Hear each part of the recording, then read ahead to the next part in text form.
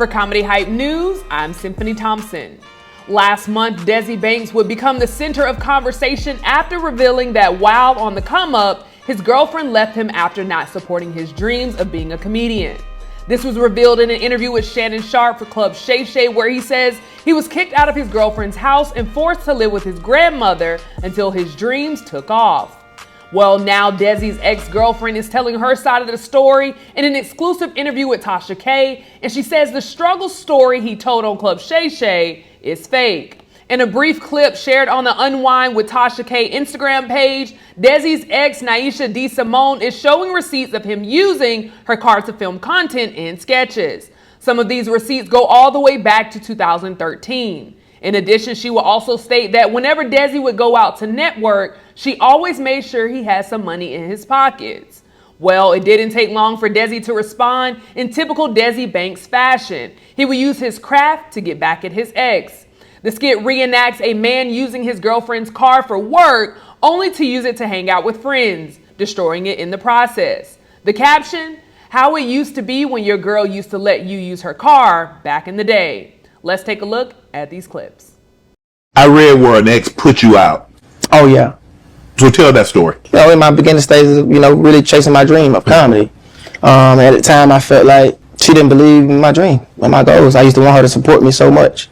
Let's start with the first lie, that I was unsupportive. We on Desi Banks page. This day is outside his grandma's house on Thanksgiving of 2013. This is my car. What we got? This Daisy in my car, but I'm unsupportive though. You would think my car belonged to him.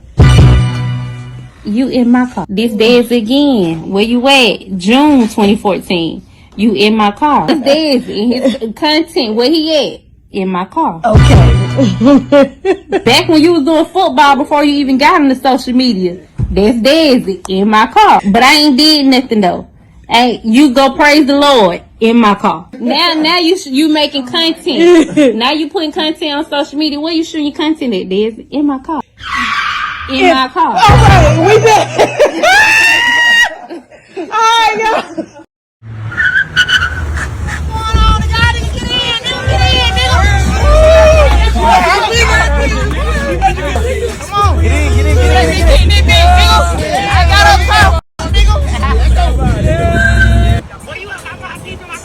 I'ma bring you your car, relax, man. I'm out here trying to get some money. I'm out here trying to get some money. Yo, we gambling right now, off the top. Off the top, we on the car right now, gambling right now. Pull up, nigga, on the car. Well, I gotta put some gas in the motherfucker. She gonna cut my ass out. What are you doing, bro? Bro, get on my side of the car, goddamn. No, she don't be letting me drive this motherfucker like that, man. Damn, y'all niggas tripping, bro.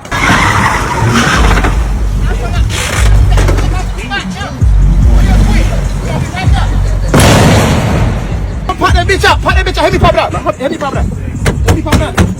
Man, what the man started on shit, bro? I'm about to bring your car back. Man, I'm finna bring your car back right now. I just gotta get these little P fit, man.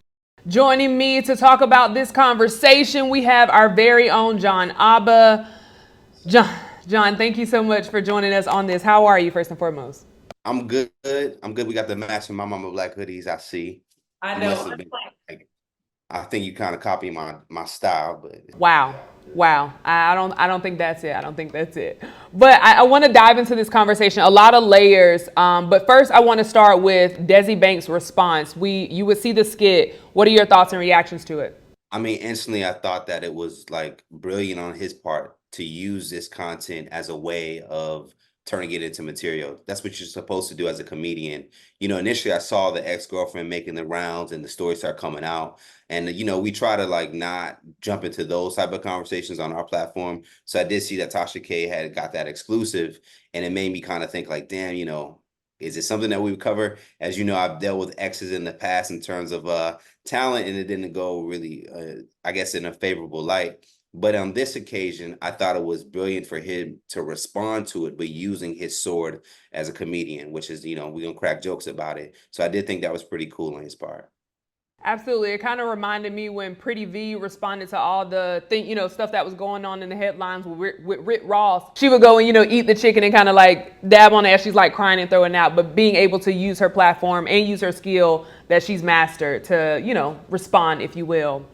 Now, I do want to, because you mentioned, and I want to talk about it, we would see the girlfriend go on Tasha K. I want to read some comments from some people and then get your thoughts on that as well. So one user said, y'all making Desi Banks' ex-girlfriend look like a villain because she told the man to get a job. It's possible to chase your dreams and still be active in the workforce. Another user said, if Desi Banks was genuinely funny, she probably would have supported him. He not funny, and you can tell he was annoying. Boy, beat it. I want to get your thoughts because we would see her respond saying like, hey, here are the receipts. You know, I allow him to use my car, that being the driving force, which would cause Desi to respond the way that he did. What are your thoughts? Do you think her, saying like, hey, I let him use my car, do you think that is a means of supporting someone? I definitely think that's a means of supporting somebody. Someone did put a comment though that the type of support that he might have been referring to is emotional support.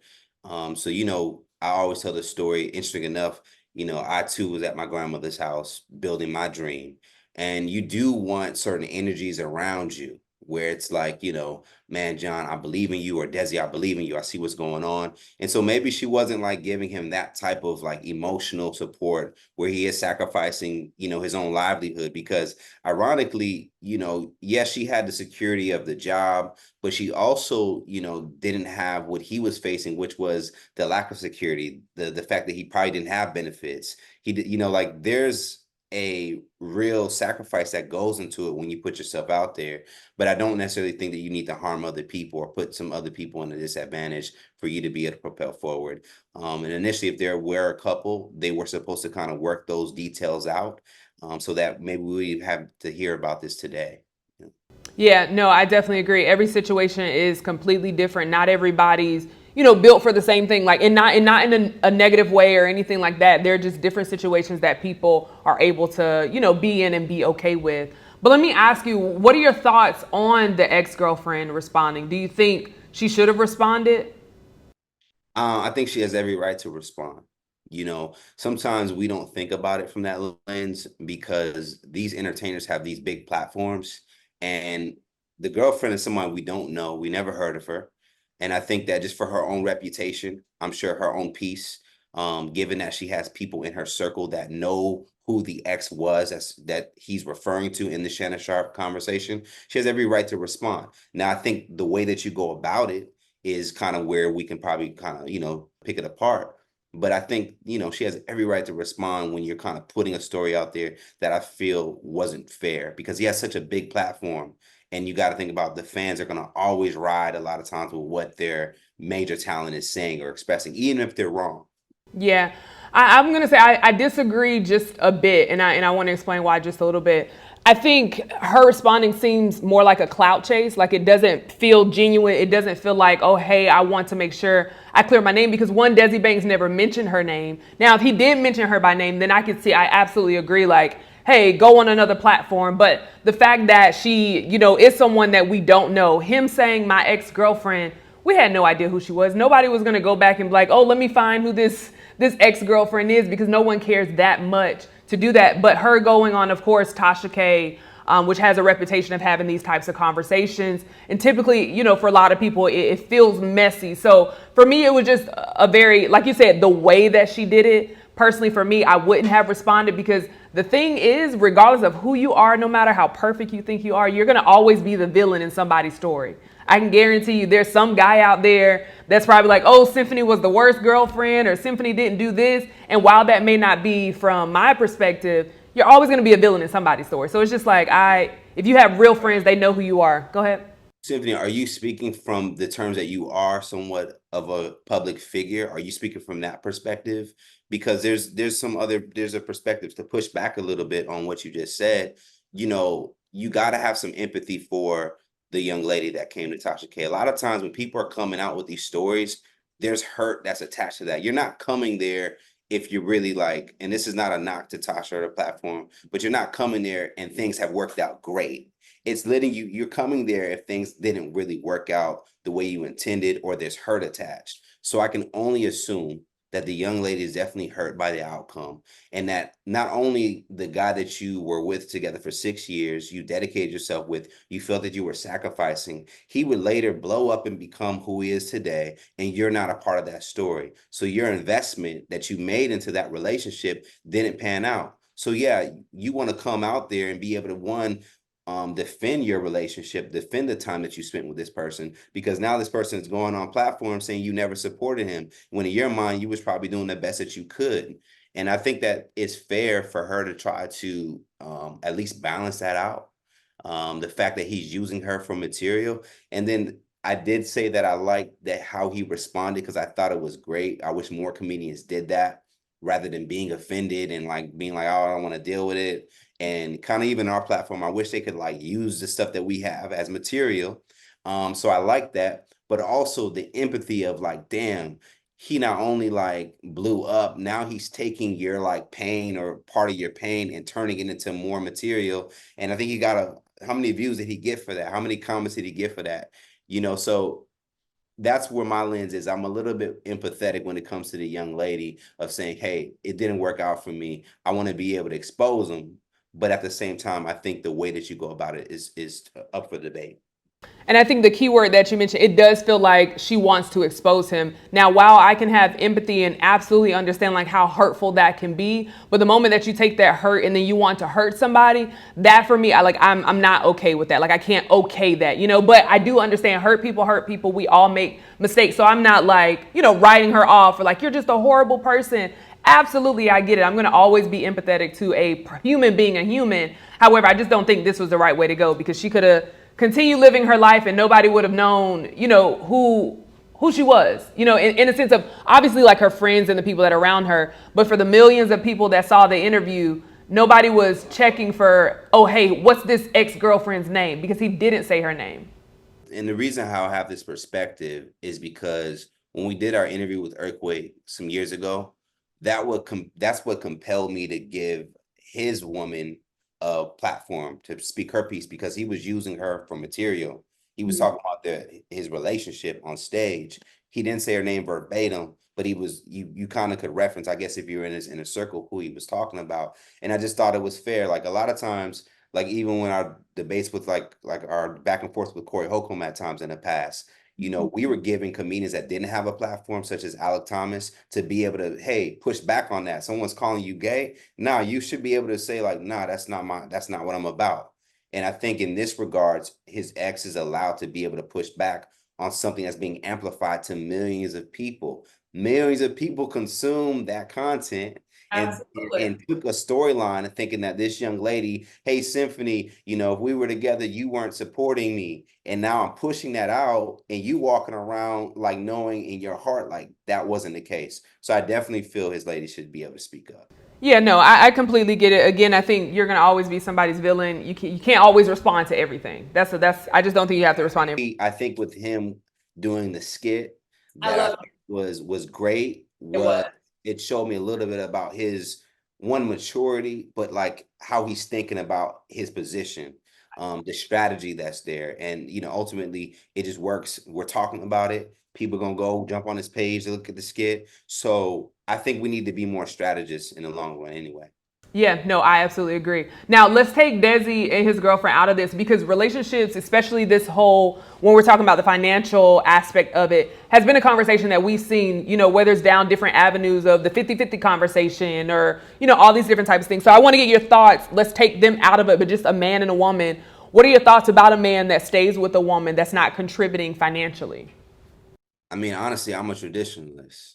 I might be conservative on this one, but I think that a man's position is supposed to be a provider, like just straight up.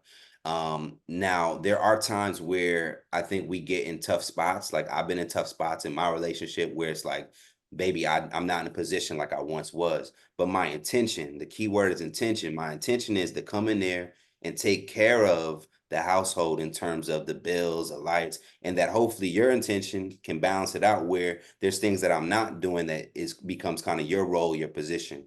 And that's kind of how I look at it. So I don't think that a man should comfortably be sleeping on a woman's couch, comfortably laying up with a woman, comfortably eating her food, because at the end of the day, you're a warrior.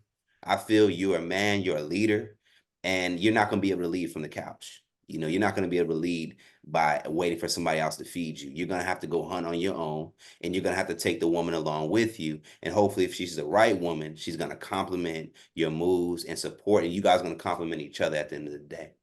If you go through this boy's entire Instagram page, all his videos was made in my car. He didn't pay no car note, no insurance. He wasn't paying maintenance. That was all my doing. So not only was I giving you money and giving you a way to shoot content while I'm at work at night, slaving, but then also when you wanted to go network and go shoot content with other people, I provided your way. You wanted to go be on the scenes, I made sure you had money in your pocket to do what you needed to do. The whole time it was like, okay, when you make it, then we can focus on what I want to do. You can put back into me. But that time never came. Oh, I think that's a key word too. I have to say I definitely agree with that. It's all about complementing one another. Like, okay, if you're not providing financially during the time, whether, you know, it's a tough spot or whatever, and what other ways can you contribute to the household that's going to help us be able to do this together? That way all the pressure, because personally for me, I don't feel like all the pressure should be on the man, nor do I feel like all the pressure should be on the woman, because at the end of the day, man or woman, you know, you're still a human being. And I just think there needs to be some type of balance of being able to work together, and you know, that way there's an equal flow in the house and nobody feels completely overwhelmed. Go ahead. I have a question for you. Okay. You being a woman, up to what point do you decide that maybe, you know, I'm not going to let this man, because I know you to a fact of you're very supportive, but is there a limit on that support? Yeah, absolutely. Because what you see in the history of women is like, we're taught to, like, you know, just stick it through, and you gotta, you know, we're always taught to do that. So for me, yeah. And I think the key word that you said when you were talking about yourself is the intention. You know, what is the intention behind it? What is, you know, what are your goals? Are we actually having those type of conversations? Now, if you just come in and you're comfortable and you're chilling in the house and not contributing in no type of way, I'm out. But if, you know, I see you working, I see you trying, I see you contributing in other ways, you know, we're having conversations of like, where you are, where are we looking to go together, you as an individual, myself as an individual, that for me creates, you know, enough of, I guess, motivation to, okay, hey, you know, I'm okay with being in this situation. It may be uncomfortable right now, but I know with the mindset that both you and I have, we're both on the same page, that we can see this through together. Yeah, and I think you kind of open up the door about, you know, I'll speak on Black women having to romanticize struggle love. It's something that I've seen. You know, being Black in America is a struggle in itself. It has many more obstacles than other counterparts. And so I think we kind of get like conditioned to the trauma. Like we're kind of like okay with the trauma because it's just like our everyday life. Our parents went through it, their grandparents went through it, our great grandparents definitely went through it, and our great great great great parents definitely went through it in terms of slavery. So struggle has been a part of our life, and I think we've got accustomed to it. But when it comes to the elements of love, you know, it's not healthy to have to be in a space where you're not secure, you're afraid, you just feel like off. It shouldn't be where it's like, baby girl, you don't know the light's gonna be on, or you don't know if I'm coming or going. Like, we don't need that in our household, I think, to really raise these, like, you know, like beautiful Black families that we all talk about. So that's where I'm kind of like, man, I wish that more brothers did step up to the plate. I'm not speaking from a pedestal, because I definitely have had my trials along the way, but more so like, damn, I wish that we could just like really embrace the role of being leaders, and really embrace the role of adding peace into our homes, and being proud about that. So that's kind of where I'm looking at it. I wish we wouldn't celebrate it, and I wouldn't down my sisters feeling like, oh, you didn't struggle with me, so you don't get to eat off this plate. But it's like people have their limits at a certain point. Like the young lady, his ex had her limit. She was like, yo, like I tried to drive you to the gym. I tried to get you here. I let you use the car for my skits. Like, that was my comfort level, and I reached that. And I think that everyone can do that. Now it's up to him of how he wants to like show that gratitude back. Because if it was I might have been more like looking at her like, yo, you did me a solid. You did me a solid when I really kind of needed you. And I probably would have like broke her off. And then guess what? Hopefully none of this would have came up, because she would have felt like she was, whatever that hole was there that's missing, for her not to run to Tasha K, we would have been on good terms. So that's kind of my thoughts about it. What about you? Yeah, no, I was going to say, I think you should be her PR because I would have loved to hear that response. You know, hearing her say, like, you know what, I did the best that I could. Because the thing about relationships, we typically love people the way we want to be loved. And the way that you receive, like, what you're receiving is completely different. So in this situation, Desi saying he didn't feel supported. She's saying, like, hey, I did support you. She's supporting him in the way that he knows how. It's just not connecting with him. So I don't think she was wrong for leaving at all. I don't think she was wrong for saying, like, hey, I reached my end. This is where I wash my hands. I don't think she's wrong at all. But I do love hearing you say, I would have loved to hear her say, you know what? Yes, I did put him out. But it wasn't because I wasn't trying to support him. I supported him the best way that I knew how, and I ran out of gas. You know what I'm saying? Like, I ran out. And in my closing remarks, you know, this has been a great conversation. The reality of it is, when Desi got put out by his ex, the pressure definitely probably picked up. Absolutely. Picked up and whooped his ass. And if not for that pressure, though, who knows where he would have ended up. Now, I know he had momentum, but I'm sure when my girl put me out, I'm back at my grandma's or I'm with my grandma, oh, it's time for me to turn it up even more. It's time for me to go time. So that's how this game of life works, that we can't be fearful when pressure does come, that we can only face it, you know, straight ahead, go at it with our chin up. And that's what we do here at our platform. And at the same time, I think that, you know, everything played out how it should have in the long run. Desi's doing his thing. You never know how that could have turned out if he would have stayed comfortably on his girlfriend's couch. You know, that's what comfort, a lot of dreams die in comfort, you know, for the ones that's listening to this. So I do think it planned out. And, you know, maybe hopefully they can figure their thing out on the back end, you know, maybe take her out, and not necessarily on a romantic day, because I think he may have somebody, but just like being able to be grown adults about it. Absolutely. No, I would love to see that as well. But I did love Desi's response. And hopefully, you know, as this pans out, I hope to see a different response from her. Because like you mentioned, I'm not mad at her for wanting to say her piece, but the way she said it definitely comes off a little different than I think, you know, somebody would want to come off. But thank you so much, John, for chiming in on this topic. You heard from us. Now we want to hear from you in the comments below. What do you think of Desi Banks' response to his ex-girlfriend saying his struggle story isn't true? For Comedy Hype News, I'm Symphony Thompson. Put it in the comments. They're going to come for me. Put it in the comments, y'all. All right.